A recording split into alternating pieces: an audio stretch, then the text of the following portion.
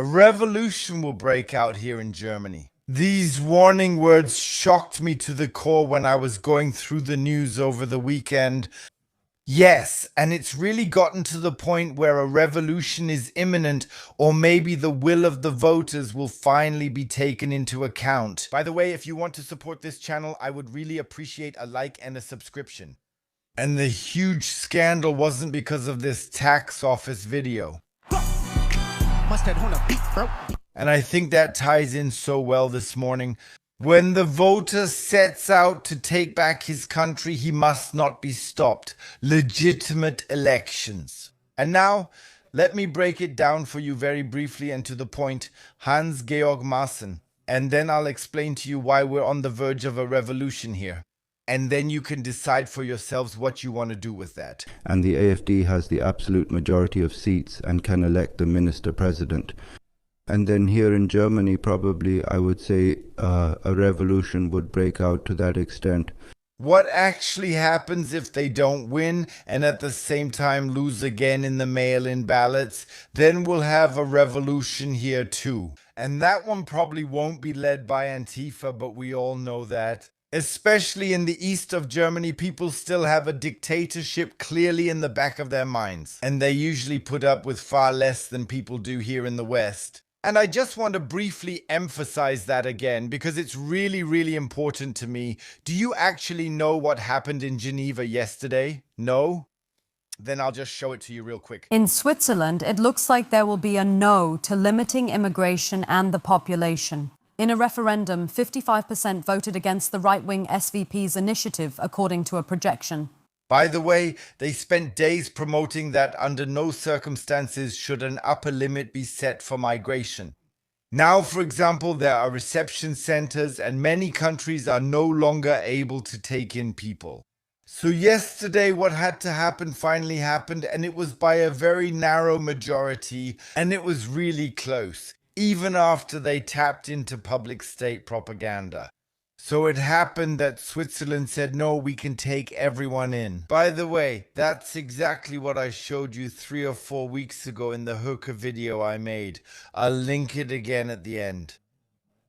And that's exactly what happened yesterday. And the riots, well, they were noticeable. They tried to simply lay waste to Geneva yesterday in Switzerland.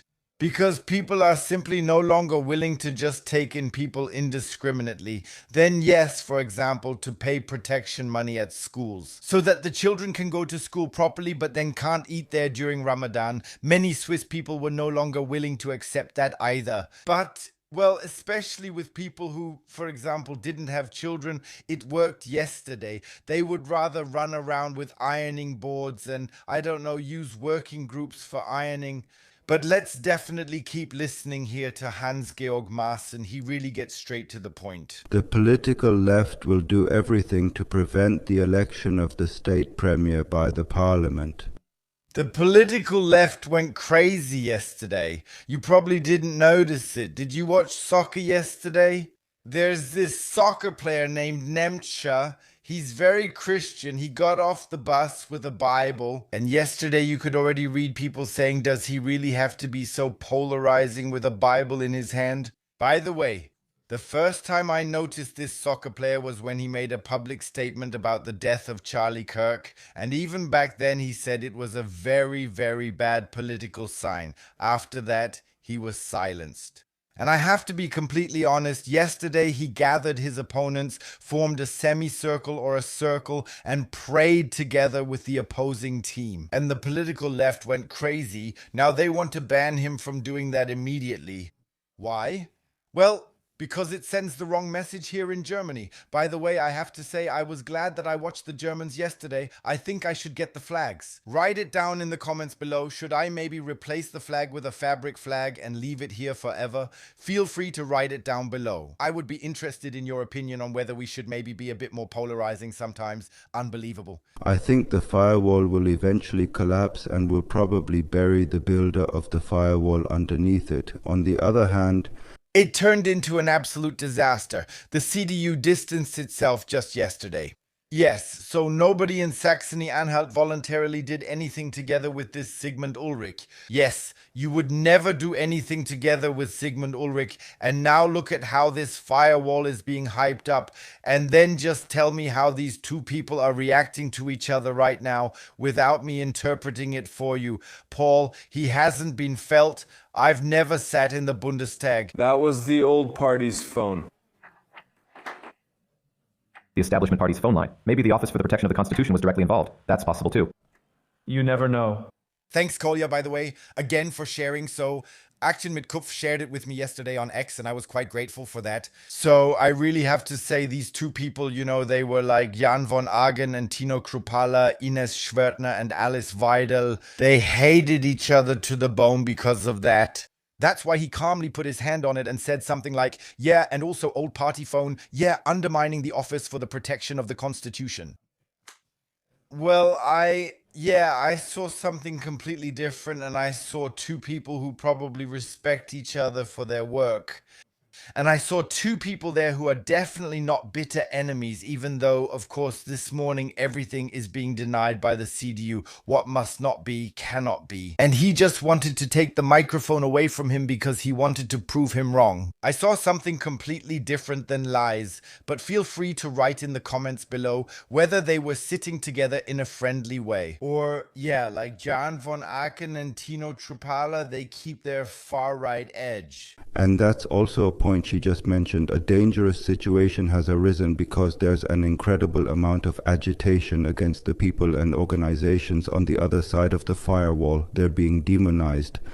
Well, and what do you do when the citizens just don't believe it anymore? And yes, I know, many saw the polls on Saturday just before the World Cup game, once again briefly with the CDU and SPD. Both were able to gain a point each because they didn't argue this week, or at least didn't argue as much. And because a lot of news hadn't even been factored in yet, including this complete de-escalation in the Chancellor's mind, like, why don't you start your own podcast or something? I'm just wondering, if this demonization stops. Now just imagine, I noticed it again yesterday, my in-laws were there. Yeah, and they were actually once number 6 and 7 on a list, like an election list, and now they've moved up to 1 and 2. Those in the higher positions were discriminated against at work, and then their children were targeted and bullied at school because their parents were on the AfD election lists. That's not a democratically elected party. By the way, that started right after the AfD was quickly reclassified just a short time before. So actually, we don't even know anymore in what way or in what form we're actually being classified.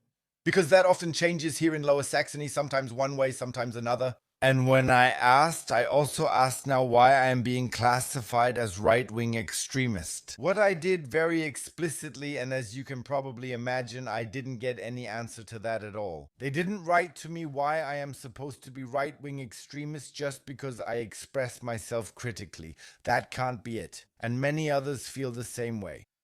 Of course, there's a bitter aftertaste left. Is it really just about destroying the political opponent and staying at the trough yourself?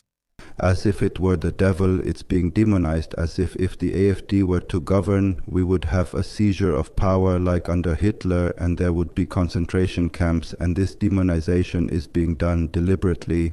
Yes, but if you take a look at the flags, for example, from Antifa and from the National Socialists, then you're absolutely not allowed to say anything about that. That they actually have quite a lot in common also when it comes to the paramilitary actions that are taking place. Yes, please don't do that. Yeah, definitely don't look at the flags. And I don't mean the completely red ones. I mean the black, white, and red flags from back then. You know which ones I mean. And at the same time, take a look at the Antifa flag. As if nobody could see the parallels there, also now with Freikorps moving through the city to keep people calm. Oh yeah, did you actually know that German flags are now being broken off cars? That would just highlight nationalism here, even though we have the World Cup, and I have to say clearly I haven't watched it for the last 2 years, but I found out through ChatGPT that they were eliminated in the last 2 years. Yesterday, I watched the German national team again, and you know what? They won 7-1 right away, and I'm watching it as a form of protest. And like I said, if you commented below like, hey, just leave the flag hanging there, just leave it up all the time, then I would get a fabric flag for that and even put it outside. Then maybe I can show one or two of my left-leaning neighbors even after the World Cup. Yeah, there's a German flag hanging on our balcony.